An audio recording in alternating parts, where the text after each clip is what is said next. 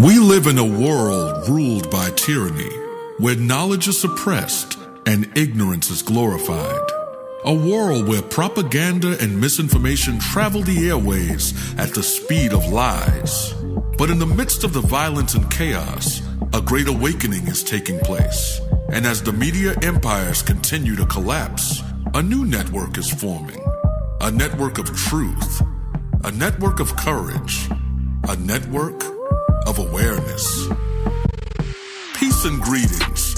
You are now tuned into the Network of Awareness podcast radio station, where we examine current events, politics, health, finance, and topics of cultural relevance in America and throughout the world, while bringing you insightful interviews with guests that will both educate and inspire you.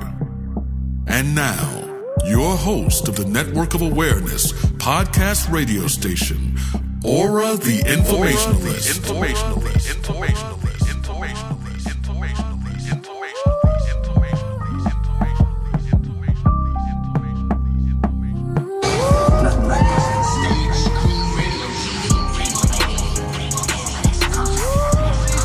me what's happening to me in plain English without the mumbo jumbo. My aura is a network full of awareness and gifts like ORRA, the Informationalist. How you doing?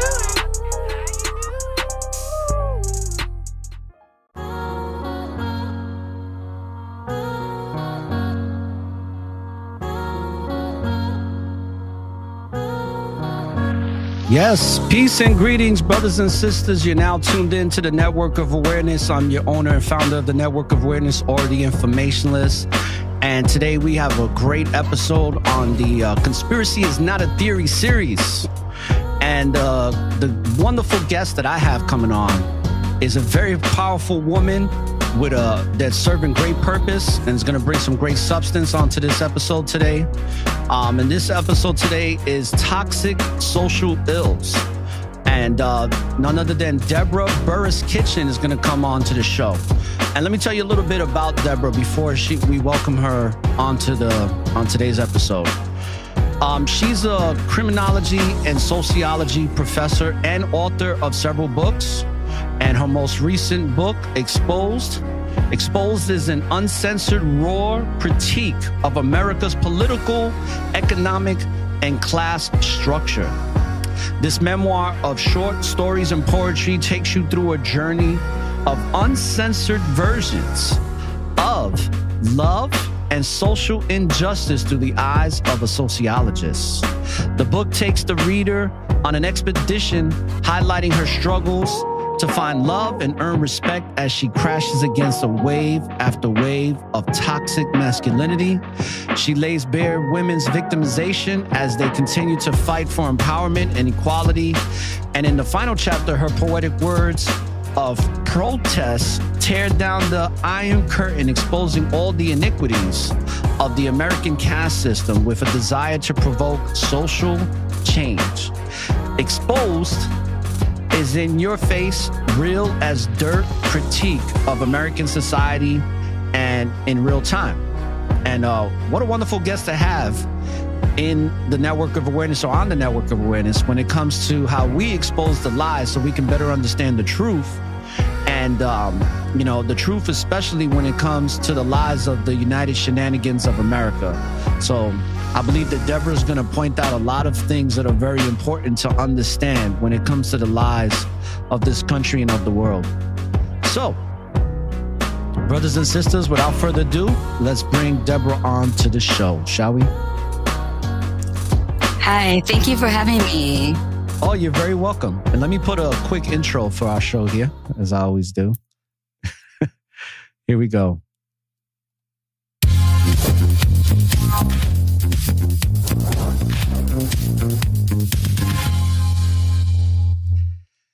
Yes, welcome, Deborah. How you doing today? I'm doing great. Thank you. Thank you so much for having me on your show. Oh, yeah. It's a pleasure and an honor to have you on to the show. And let's get right into it, because I was very excited to come across your information and the things that you're doing. And when it comes to social justice and also social awareness, right? So let's talk about how this, how you got to become. Let's start from the beginning. What inspired you to want to dig so deep into education and educating people socially when you were younger? What put you on the path towards the academia that you've been able to accomplish in becoming a professor? I think a lot of it stems from being raised by a very politically activist father and mother who were very socially conscious of, the ills that were shaping our world back. And this was back in the 1960s, of course, when things were, the climate was similar to what it is today, unfortunately. And so by the time I got to college, I was going to be a business major, and then I got into some sociology classes early, for general education courses. And I took a couple of sociology professors that just blew my mind. They were talking my language. I'm like, this is awesome stuff. So I changed my major to sociology, and I never looked back. Went all the way through my Ph.D. so that I could be an advocate and a voice for the oppressed. Whether it's in the classroom or out on the streets or through social media. Okay. And, we're going to get into your book a little bit later, but what made you want to start writing books? What inspired that? Well, initially, we had to write a dissertation, of course, to get a PhD. So my first book came out of that dissertation research. And from there, I just really enjoy writing. And sometimes I just get inspired by an event, or a series of events that make me want to just put stuff down on paper, because if I don't, it'll drive me crazy. If I can't get it out of me, through verbal or written form, it'll eat me alive. I mean, it's literally a lifesaver for me is to write these things down, because otherwise it just is rolling around in my head with no way to get rid of it. I completely understand, because that's how I feel with this podcast and with writing. Because I've been writing poetry since 7, but this podcast has become my pen and paper, so to speak, verbally. So there's times where I have to get something out and I'm like, you know what? I'm about to go live, or I'll do a pre-record and then edit it later, like we're doing with this episode. So I'm going to read some things here, and then I'm going to bring out some questions in regards to this. So, Deborah, you have a PhD. You're professor of criminology and a department chair at the Tennessee State University in Nashville. What have you seen in your level of experience throughout the years of being in criminology? If you could list a couple of things that were an eye opener for you when you first got into the field of criminology until present day in regards to the United States of America and criminology within this country? I would have to first go with the whole criminalization of people of color. And then later just criminalizing their behavior for minor offenses as opposed to, whites.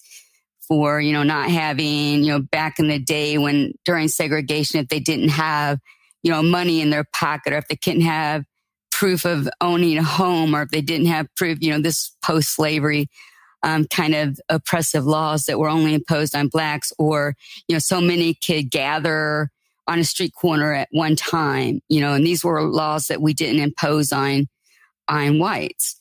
And then later, I think the biggest eye-opener for me was the whole war on drugs and how that war on drugs flipped the prison population upside down. So we had, for years, from the time they started collecting data on by race on who's in prison, we had the actual arrest rates of people of color match the prison population of people of color. So where they would make up about 25% of the arrests, people of color, they would make up about 25% maybe 30%, depending on if it's north or south of the prison system. Well, after the war on drugs and starting to lock people up for nonviolent drug offenses, which also is another thing, was an eye-opener. For the first time in American history, we have more people in prison that are nonviolent offenders than are violent offenders over the last few decades. But due to the war on drugs, we saw now that the people who are in prison are predominantly people of color, yet their arrest rates have not changed. Like, their arrest rates have remained stable throughout the years.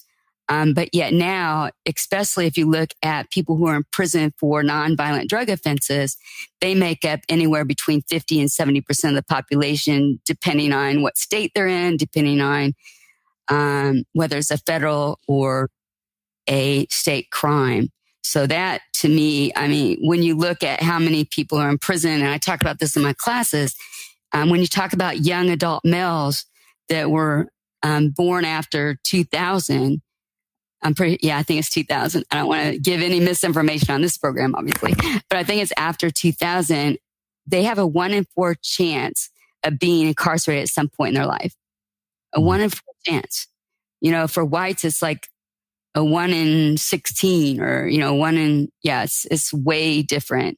And if you break it down by women, it's the same thing. Women of color are also being incarcerated at much higher rates, even having the same, you know, arrest rates that have remained stable. They're being arrested at much higher rates. And a lot of this has to do with some of the legislation that was passed on the war on drugs, and where we targeted the communities for the war on drugs. You know, it's primarily all about the crack, and who we thought was doing crack was the Black community. So everybody, you know, went into the Black communities, Clinton put 500,000 more police officers on the streets, and you know exactly where they went on the streets, you know, to minority communities, and just started to arrest people at alarming rates. And there's some people that are still in jail, you know, prison, that are going to be in there for life, especially after the 3 strikes legislation. 3 times you're out. In some of the states. So yeah, that's probably the biggest eye opener for me. And this whole mass incarceration, I think it's Michelle Alexander's book calls it the new Jim. She calls it the new Jim Crow, you know? So yeah. And it really is the new Jim Crow, but it also is, a revelation to how this country has always operated. That's why I laugh when people say, you know, let's make this country great again. And I'm like, great again? When has this country ever been great? When it's been built off of slavery, rape, torture, and a bunch of other malevolent behavior. So this country's never been great. This country's just been given the illusion to be something great because of the way it's portrayed and how it's marketed through this illusion of greatness, which really is being brought out now more than ever to be untrue, which is a great thing, you know. But also too, you had mentioned about women of color, but women overall. You're an advocate for women, and what do you think is and this is your social justice battle that you're going against? Because women, you know, there's a lot of an agenda with women's social injustice and the way some of it is being brought out in its true light, and then some of it is being perverted, right? But in the light that is being brought out, in which is the side that you're on, what do you think is the best way women can confront the current challenges that they have to go through when it comes to demonizing them? Whether it be in the workforce, whether it be in their lives and their relationships. Because in my personal perspective, I think that though women are being challenged with these things for a long time now, I think more and more women are becoming educated on how to combat this and how to really be upright in the way that they handle themselves in the world today. But I want to hear it from you. What do you think confronts what are the biggest challenges that women are having to deal with in this day and time that we're in now? I think the whole sexualization of women, especially in the media, the just selling of sex and, you know, making women seem like, or not making them seem like, they do look like they're supposed to be accessible to men at any expense or cost. Like, that's just, they're there for sex. I mean, sex sells, and it always has in this country. We got to get rid of that image that sex sells. We got to get rid of the image that men have rights over women, even if women say no. No means no. We've been saying that for years too, as women struggling for, equality and justice as it is related to violence and rape, domestic violence and rape. No means no, whether you're a wife or whether you're a girlfriend or whether you're a stranger or whether you're an intimate partner. When someone says no, it means no. That's got to be coming to light or be brought to light so that people really understand it. It's almost like it's a joke sometimes. And then, with the whole, I'm digressing for a moment, but I just come back to Trump and how women actually voted for Trump after he said what he said about women.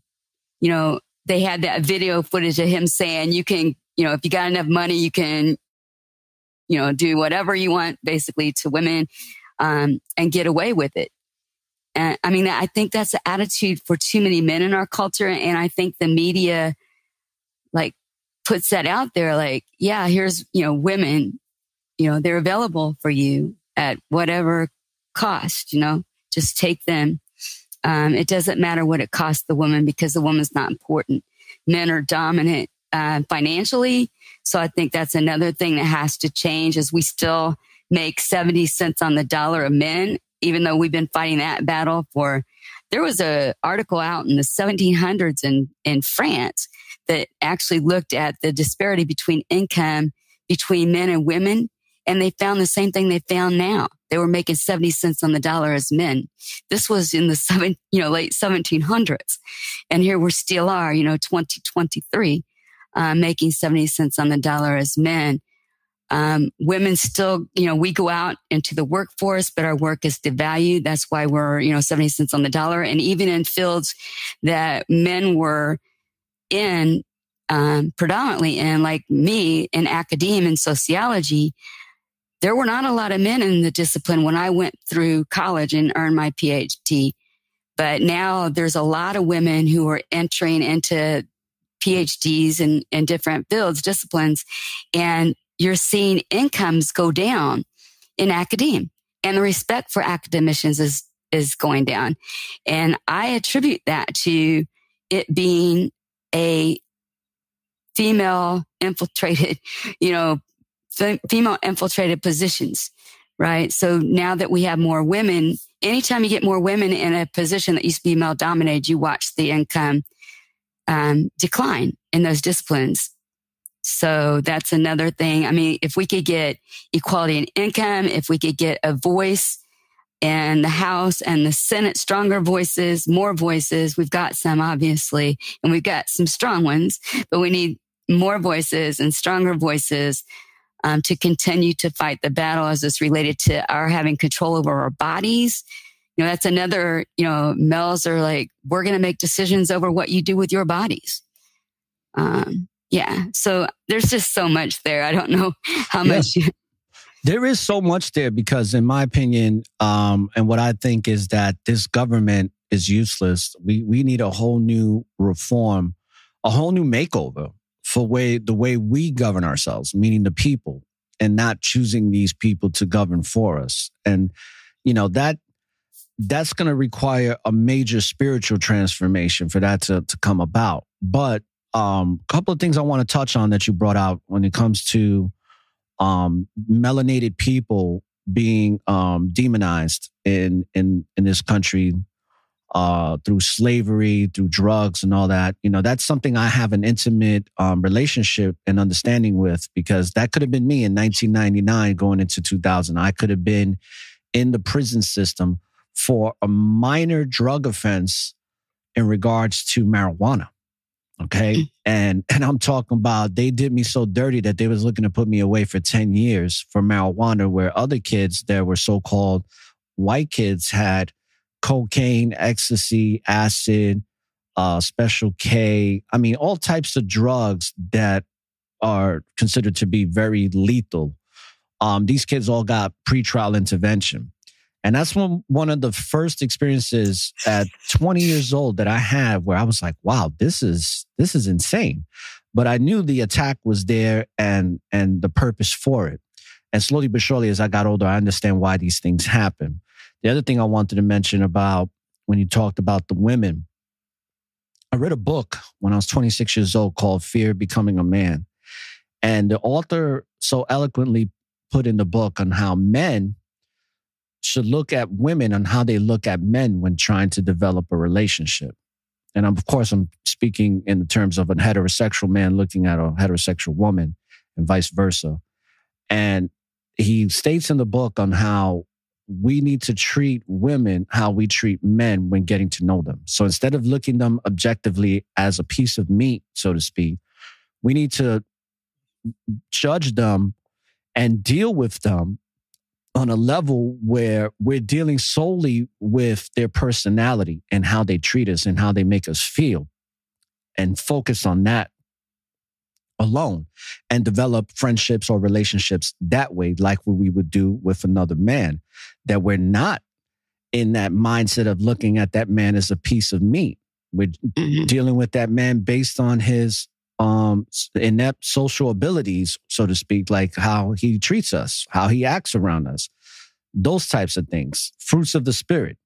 And what I'm noticing today, this is why I'm bringing it out, is that what you mentioned about the sexual toxicity and how it's being glorified with women and how they put it out in music, in the media, commercially and all that, commercials, everything, is that before it used to be a problem. And we're going to discuss narcissism because I remember telling you, I was like, we're going to have an in-depth about narcissism. And you brought up Trump, which is the poster child for narcissism.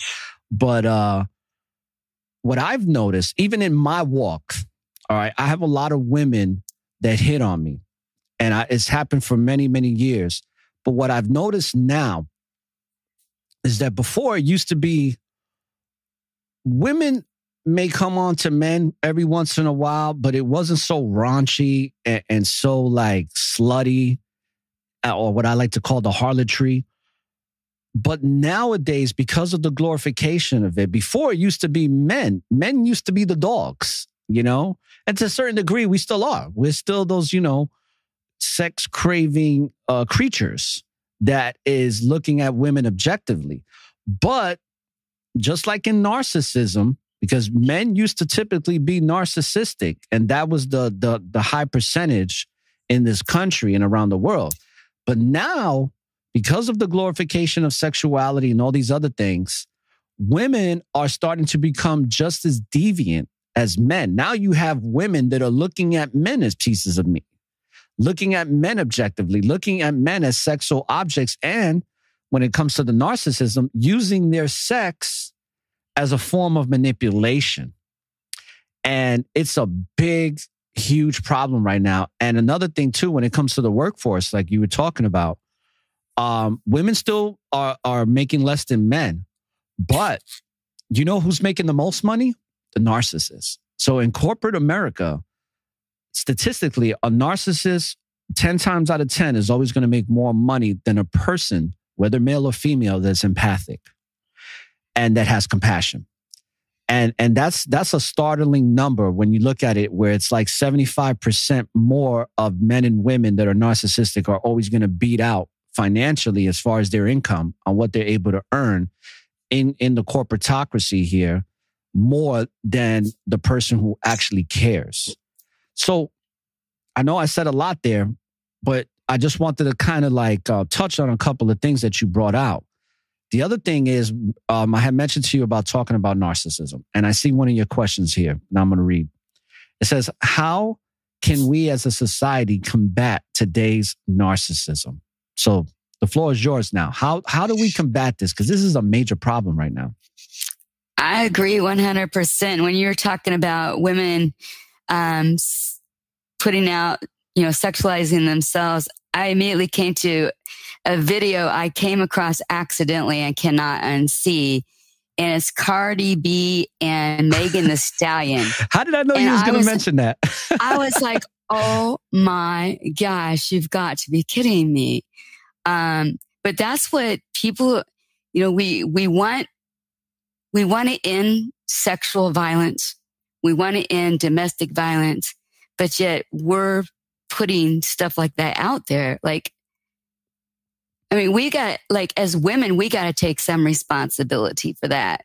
I mean, you got to say, no, I'm not going to do it. I don't care how much you're going to pay me to put this music out, to put this video out. I'm not going to do it.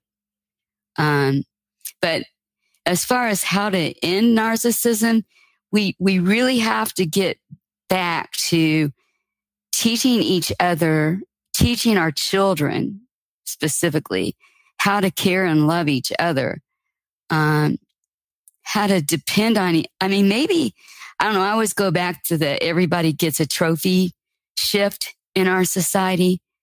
I think maybe we should go back to not everybody's going to get a trophy. Right. Right. We got to work together. If you want that trophy, we got to work together. You're not going to take that trophy home and put on your shelf and say, you did this by yourself, when you didn't. Yes. Yeah.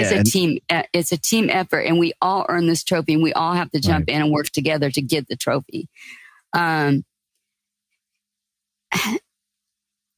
I don't know. It's just so bizarre to me, this whole narcissism thing. People just, when you said about corporate, I go straight to academia. I mean, self-promoting. Narcissists are good at it. Yes. Good at self-promoting. So they get, they're out there telling everybody about what they're doing themselves, what they're doing, who they are.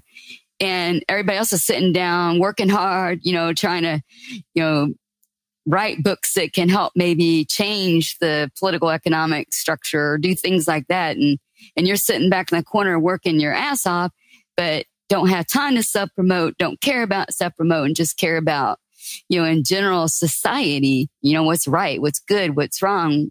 We should let people know what's wrong. How do we get to better? But I think narcissists, just to get rid of it, we need to start at young ages and start teaching people back in school, in sports, how to work with each other. And so that they know that we're all in this together. Like, we can only benefit from helping each other. We're only as strong as our weakest link. We're not strong by ourselves. Absolutely. And that goes back to the understanding that we have to love each other. Truly, we have to love our neighbors as we love ourselves.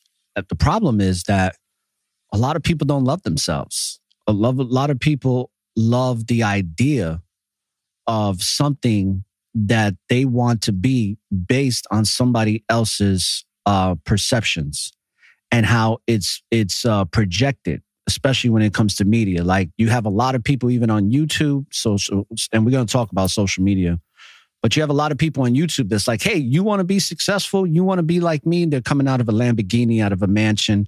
A lot of times that's not even their car. It's rented. And it's like, this is what's considered to be successful. This is what's considered to be of worth in human society. And it's so far from the truth, but yet it's a lie that is projected as a truth. And people accept it as so.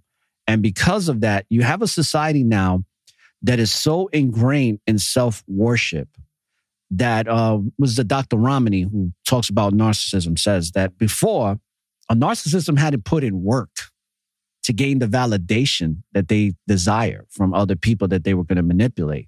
They actually had to go out of their house, put their clothes on, and actually go about a very strategic strategy on who they was going to encounter and manipulate to gain whatever selfish desire they wanted.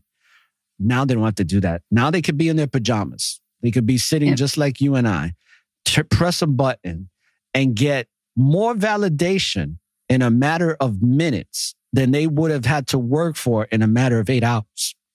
Mm-hmm. And that's a big problem right now, because social media is as good as it could be in regards of what it does. It's more negative because it's not doing enough good. It's doing more bad. It's more detrimental to the well-being of a human being than it is to being a benefit. for us collectively and individually. So right now, this narcissism thing it's just a fancy word for wickedness, but now wickedness is being glorified on levels within modern society that we've never even seen before. And it reminds me of that video I saw several years back of these kids in Florida that watched a man drown in a lake, didn't call the police, laughed throughout the whole process of videotaping it until the man drowned and died, and then walked away like nothing. And that to me just shows that the level of, or the lack of compassion and empathy that these younger generations and even older generations, but overall people have now, because they're being socially engineered through narcissism. Yeah, I don't think, because there's so much social media out there, that people really know how to interact with each other that much anymore. And you mentioned that people don't love themselves that much anymore. And I think a lot of that is probably also social media engineered, because you're looking on social media all day going, well, they got, 7,000 likes and I only got 150. Why don't people like my stuff? And a narcissist would crave those likes, which would make them self-doubt even more, self-loathe even more. If they're sitting there and no one cares, or from their perspective, no one cares what I did, but they care what, how many, articles somebody else wrote, or how many times somebody ran around the block, or how fast someone ran around, but they're not even liking mine. I ran faster than they did. That kind of stuff is going on in people's minds all day. It would have to drive you crazy. And, and I've talked about this a lot, because my social media handles, even though I have a significant amount of followers on a couple, and my TikTok is growing, my podcast is international, over 50 countries. Now, the crazy part is that I know it could be way more than that. I know I can have over 100,000 downloads. Right now, I think I'm sitting at about 35,000. And I know why that is. See, because a lot of times when you are bringing out truth and you're bringing out something that's going to benefit society, you're not going to get the proper promotion from big tech companies that are in control of all this. It's already been proven. I've even had coaches tell me that I seek out counsel from. They was like, listen, the information you're bringing out, as great as it is, you're not going to be considered profitable to these platforms. So your algorithm is going to be on the low end of the totem pole in the hierarchy of social media. The thing is that for me, after a while, I came to the understanding that that's fine, because what I'm doing is serving great purpose. And for those that are receiving the messages and the truth that's being brought out on this network is all that matters. So even if it's one person, which in my situation, it is more than one, way more. But I don't get caught up in how much more it could be, because I'm not focused on the outcome. I'm more focused on the purpose, on why I'm even bringing this out. Because in actuality, the work that you do, the only people that are going to gravitate to you are the people that understand it and are ready to receive it. The people that are looking for this type of understanding and truth. Most of society is not. Most of society is looking at Megan Thee Stallion and Cardi B as something great. And just on a side note, Megan Thee Stallion is not even a woman. Okay, that's a whole nother story. Okay, that's actually a man, but that's a story for another day. But these were considered to be females. The way they're being projected, that's accepted as the truth. That is the social norm. That is the very reason why narcissism is thriving in the world today. Because just like in the book of Isaiah, where Isaiah says they accepted the darkness for the light and the light for the darkness. We live in a world that's accepting the lie as the truth and the truth as the lie. To be a good person these days is like being a cornball. It's like, really? You want to be good? You actually want to do right by people? Oh, what's the fun in that? And that's the society we live in today. It's where the wicked behavior and the social ill is glorified as the norm. Anything that opposes that, which is righteous, which is good, is considered to be bad.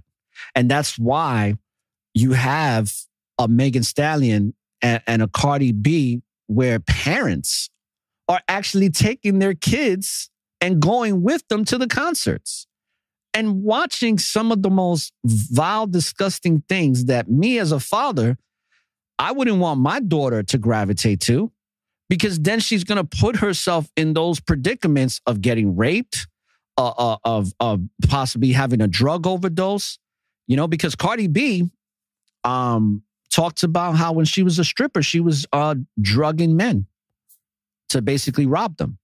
So she would hit them with a spiked cocktail when they were in a hotel room. And then once they pass out, she takes all their money and leaves. And now she's a superstar.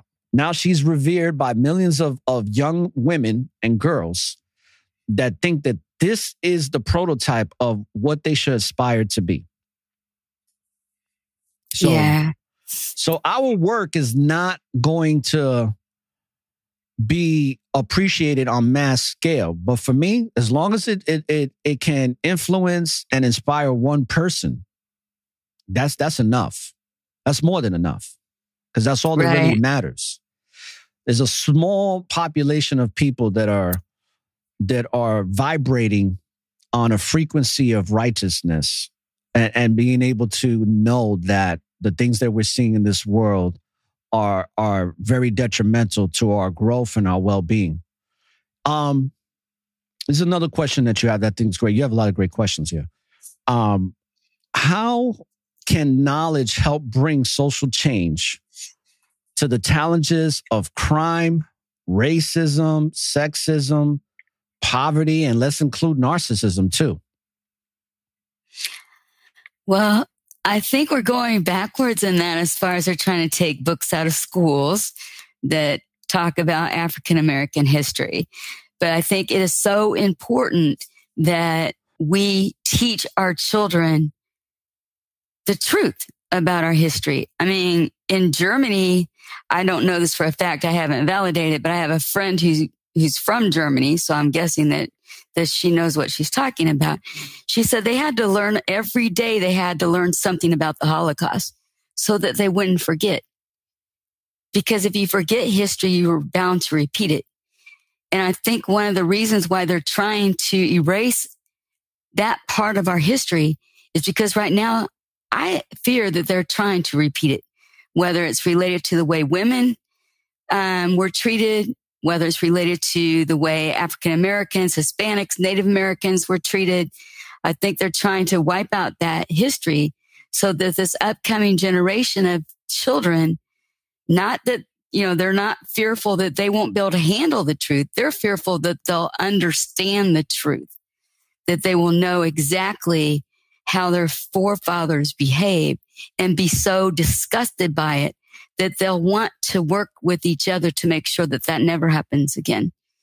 But if we don't teach them what is right, what is wrong, what's our history, teach them to read books, instead of being on video games, instead of watching Cardi B and Megan Thee Stallion on video, teach them to read books with real information in it about, how our country was, history books, how our country was developed, what we did to different groups of people, teach them about our criminal justice system and the injustices, teach them what the protest of the 60s were all about and why we're protesting today.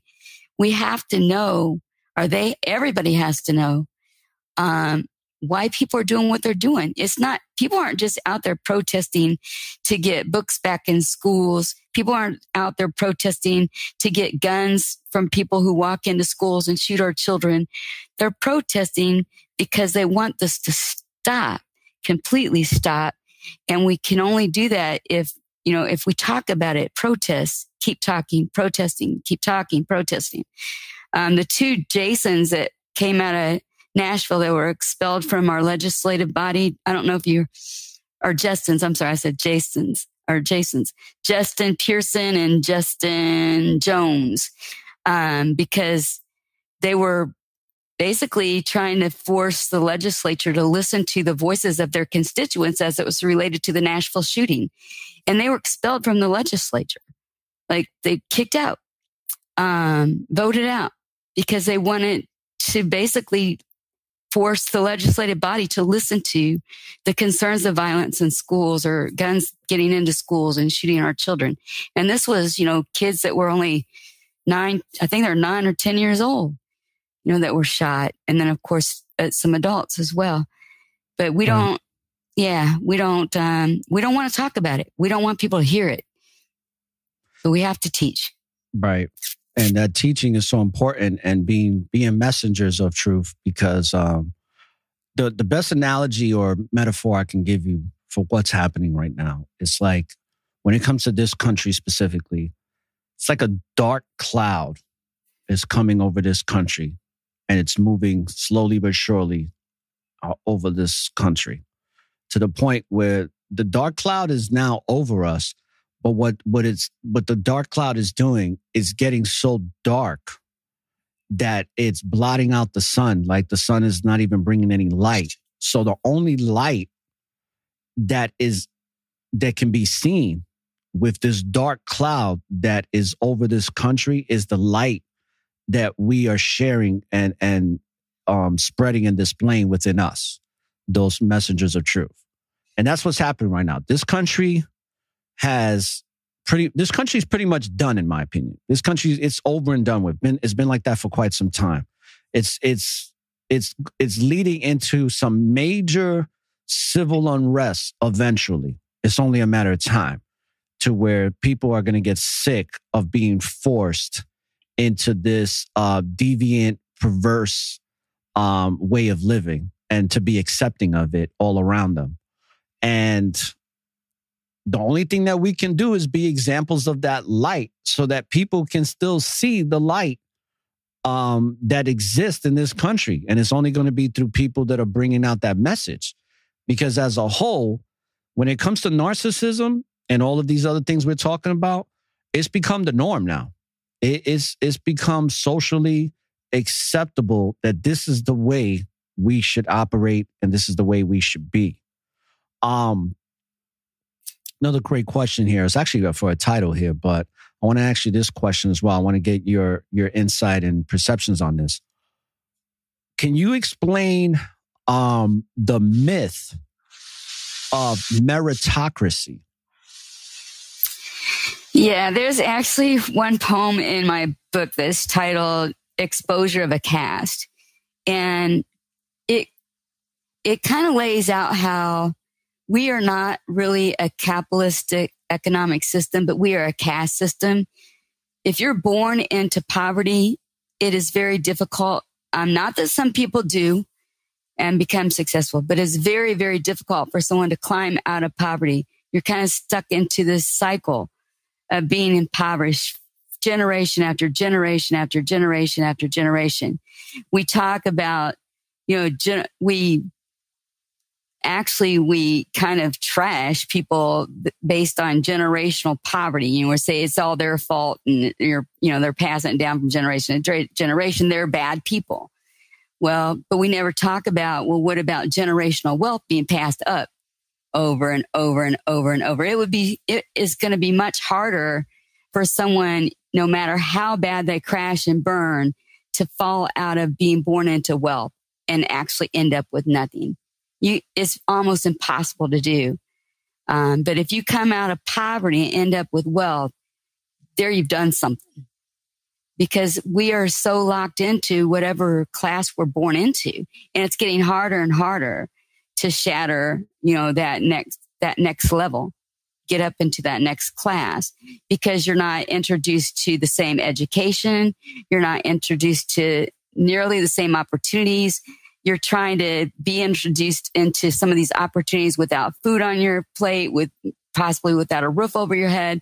So it's a battle. It's a fight if you want to succeed. And then they give us this, look, this person was homeless to Harvard. Well, yeah, that was probably one person that went homeless to Harvard. But that's one person. Now let's talk about that person that was born, into millions of dollars. getting into Harvard just because their name is on the building at Harvard. We don't talk about that. We talk about, oh, look, that person struggled and fought and pulled herself up by her bootstraps and went from being homeless to Harvard. So let's talk about your book. If the book is called Exposed, right? So it's short stories and poetry. What is the book about? If you can give a summary on that, and as well as what do you hope when you put this book out that the reader is going to take away from it after they finish it? The book is basically about all that. Well, chapter 1 is really kind of about the foundation of where I earned or where I developed my need to fight the battles. I talk about my family life and stuff like that. And then chapter 2 is more about being a victim of sexual violence. Talking about what I want. There's poems about what I would say to young girls at this point in my life after going through what I've gone through, the struggles I've gone through. There's also a poem on someone that is in a same-sex relationship that I know, that I wrote a poem about that person because I felt their struggle. Empathetically, I could feel the things that they were going through. So I kind of talk about relationships and victimization as it's related to relationships. And then the third chapter is the one that's really kind of hitting at the injustices politically, socially, economically, racial disparities, the caste system, and the implications of us believing that there's a meritocratic system if we fight and work hard and if we too can do these things. And that's pretty much it. And what I hope that people get out of this is just to, kind of like people are putting all over social media now, be kind. We don't know what people are going through. So just be kind to everybody. And why we have to say on social media, just be kind, I have no idea. It should just come naturally. But I want people to understand who other people are so that they can see themselves in them. Say, we're all in this together. We're all the same. So let's just help lift each other up because we all need help and we're all in it together, and we all should share our love with each other and just be kind. Absolutely. Yeah. The world needs a lot more empathy, right? Where people need to put each other in each other's shoes to understand where we're at and how to deal with the thing I wanted to ask is, sexual assault, it's something I know all too well only because I've been in relationships, I've dated women that have been sexually assaulted. And I think the reason why certain women that have been sexually assaulted have gravitated to me as far as what they told me is that they feel peace and they feel safe with me. And that's something that after a while, being told that over and over again, it brought me a lot of value to my life because it kind of revealed to me that I'm a man that has a lot of empathy and has built up in my spirit to be around a woman to help her feel safe and not even try to be doing it consciously. It's just the way I am. And in having these experiences of being with women, emotionally, mentally, being with them sexually in relationships. I've come across women that have had a hard time dealing with that trauma that they experienced in the past, whether it be through family, whether it be through molestation, whether it be through rape, or whatever the trauma they experienced. Some of them dealt with it pretty poorly and let it constantly be present and be haunted by the trauma and allowing the trauma to subdue them. But there were other women that I met that actually dealt with it very well and became more self-aware and became empowered through the trauma because they didn't allow the trauma to dictate how they were going to be in their present and future. And they found great peace of mind through the trauma and understanding how to overcome it. So what I wanted to ask you is, what advice can you give to the women out there that have dealt with sexual assault or some type of sexual trauma? What advice would you give them?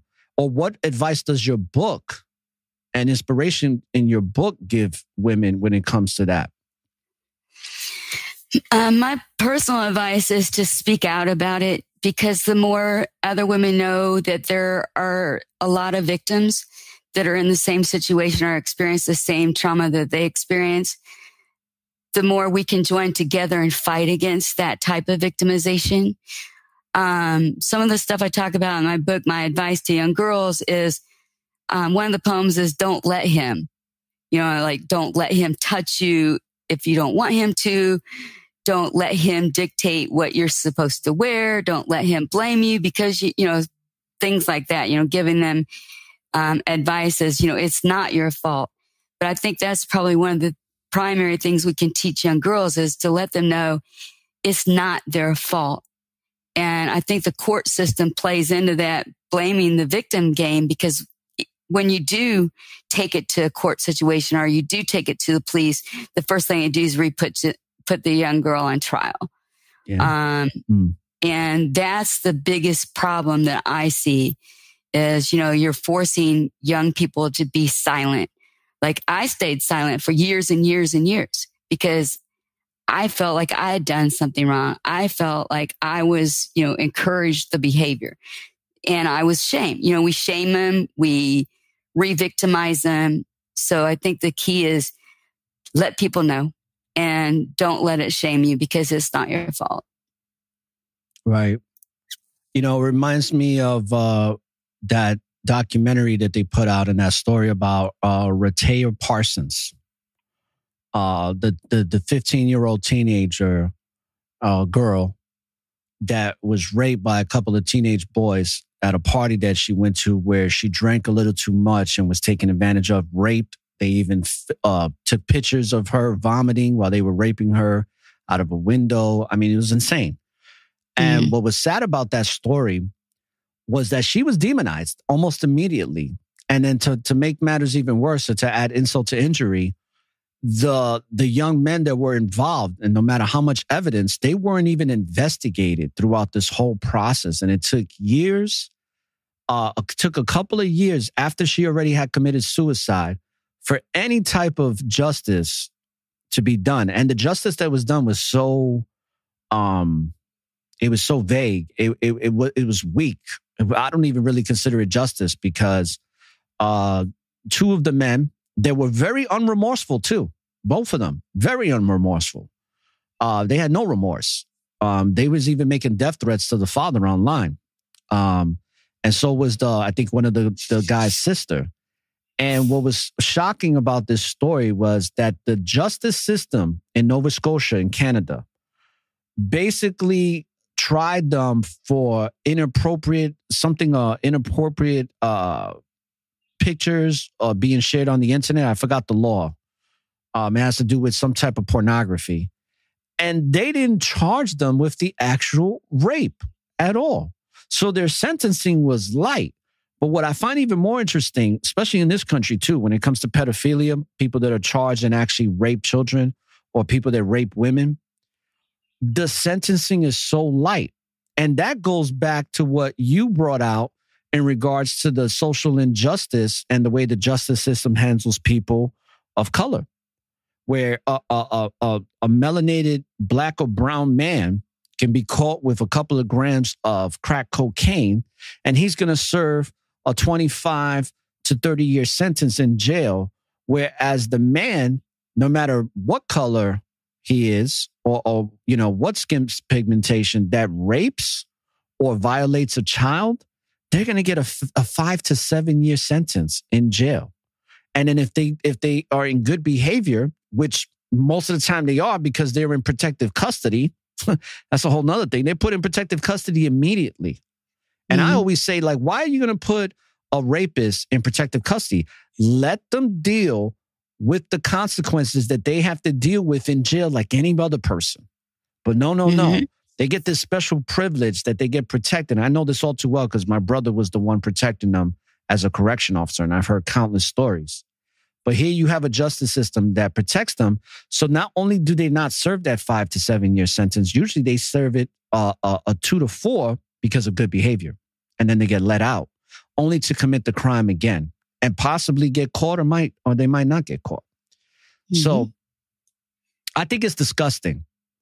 I think it's disgusting. And I think that just on a basic level is, Deborah, imagine if they weren't put in protective custody. Do you think that they would still be going out raping, knowing that they're not going to be protected in jail and that they can possibly get raped and killed in jail, knowing that it's going to definitely happen?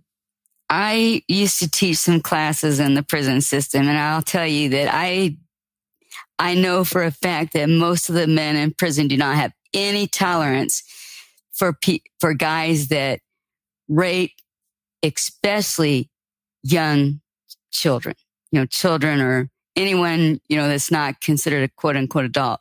A lot of them don't have any use for rapists in general, but I don't know of too many that have any tolerance for someone that's in there for raping a child. And so that's why they put them in protective custody, because they would not get back out. So no, they would not come out and do it again, because most of them probably would not survive. Ain't that the truth? But why do you think, based on your experiences in criminal law, what is the justification for these light sentencing protocols that they have in the justice system for these types of crimes against women and children? Because women and children have continuously been devalued. And also those crimes are usually crimes committed by the people who are in positions of power that write the legislation, the ones that sit on the court bench, and make the decisions of sentencing. It's really that simple. They don't want to put their own in jail. And a lot of them are doing, we got people, someone who was a president of the United States that admitted to, sexually abusing. He said they wanted it, right? But that's what they all say. Yeah, that's crazy. And he was the president of the United States. Yeah. And people want him to become president again. Right. That's the insanity of all. I call it the narc sanity of it all, is that the narcissism in this country. See, there's a lot of people. One thing about narcissism is that it's a form of delusion. It's a form of mental delusion. So most people that are narcissistic, if not all, are delusional. So if you even tell a narcissist, one of the worst things you could do is tell a narcissist that they're narcissistic, because they're going to look at you like you're crazy, because in their eyes, they're the best possible version that they can be in society, in their eyes and from their understanding. But in actuality, they are a detriment to society. Their behavior is the way they think, the way they operate, the way they move. And the fact that the people are going to be, this next election is going to be very interesting if Trump is a part of it, because we got to see the last election and all the shenanigans that came from that, especially when they raided the Capitol. That to me was like, and one of the biggest eye openers, and this was brought out by many people, and this is one of the first things I said. I was like, what if all of those people that raided the Capitol were black and brown people solely? Would the outcome have been the same? Would it have been nonviolent by the police in the sense of just using batons? Or would have there been shots fired and a multiple amount of death? And, I think they would have... Don't forget the dogs unleashed, too. The German Shepherds or the Malinois. Yeah, that's two. Not just guns, dogs. Yeah, I think it would have been a massacre. June 6th or January 6th would have been known as a massacre instead of an incident, because that's what it turned out to be. It turned to be a somewhat violent incident that didn't really take that many lives. But if it was the other way around, it would have took thousands of lives. But when it comes to what do you want to, besides what you're doing right now, what kind of what plans do you have for the near future in regards to your work? Like, what is it that you're looking to accomplish with the work that you're involved in right now? Well, I'm hoping to get enough podcasts, speaking engagements, information out there that people will know about my book and want to read it, because I really do think that it's filled with a lot of good information that people can look to. Like you're talking about truth, is filled with the truths of what's really going on in American society, politically, economically, racially. And I think if people read it, and I write it in a way that I'm hoping that it will also not force them, because a lot of them will have empathy, but will bring empathy to their hearts, for other people that have been devalued, dehumanized, victimized. That's my biggest hope. I mean, I'm working on another book right now of this is my first book at Poetry and Short Stories. I always write academic pieces. And one of the reasons why I wanted to do a book of short stories and poetry is because I wanted to get to a larger audience, because, in academe, we're writing to each other and we're like, yeah, I already knew that, right? This has been something we've researched for 30 years. Of course, it's the same thing going on. But this is me attempting to reach a wider audience in hopes that it will bring anger and empathy. Enough anger to continue the protest, to continue the fight, and empathy to embrace everyone for who they are. Absolutely. And I hope that this platform, which is all about awareness, will bring out your message of awareness socially, so that, they can be compelled to want to read this book, so that they can get a better understanding of things that they're unaware of. Because as much as this may be known in the academia world and people that have done this research, as a whole, specifically in this country, which I focus on more than any other place around the world, as a whole, this country is very unaware of a lot of things. People, especially when it comes to these younger generations that been raised through the internet, are very unaware of so many different things. Worse than it's ever been when it comes to miseducation. So for those that are listening or are going to be watching this, definitely get the book, because I have... the website is going to be in the description page as well for those that want to get the book, as well as Deborah's website, which you'll see it in the description page for those that are listening. It's Burris-Kitchen.com. And then we also have a link, Time to Put an End to Social Injustice and Inequality. That'll be a link as well that the audience can go to. So, with that being said, Deborah, before we wrap things up for this interview, we discussed a lot, and I used to do 3-hour shows, and with you, I can definitely do a 3-hour show, but the attention span of people is not where it should be. So what I've been doing more is shortening up the shows, as much as I don't like it, but I know how important it is to get the message out, because people's attention spans are very limited. And They're not going to listen to a 3-hour show regularly, opposed to doing something that's more like an hour, more condensed in time. But I definitely want you to come back. Sure. But before we end the show, is there any final comments, or is anything you want to say for the listeners and the audience of the Network of Awareness? Just let's start loving each other again. Let's get back to our roots of caring for well, I don't know if we ever had those roots, but let's start a new trend of having roots of caring and loving each other and trying to bring each other up and supporting each other and whatever endeavors we're trying to achieve. Absolutely. All right. Well, I want to thank you for coming on to the show, and I want you to stick around for just a moment. And we're going to play this instrumental one more time.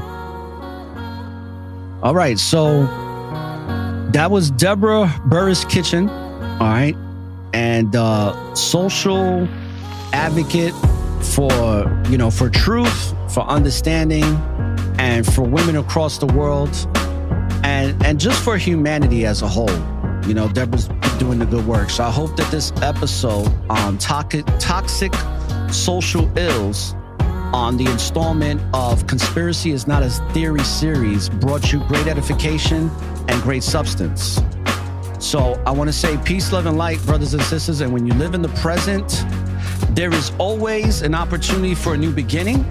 And don't look for the light at the end of the tunnel, because the light is and always will be within you. So light up the tunnel and find your way through the darkness. This is ORRA the Informationalist, saying all praises to the Most High. And shalom, brothers and sisters. Until we meet again.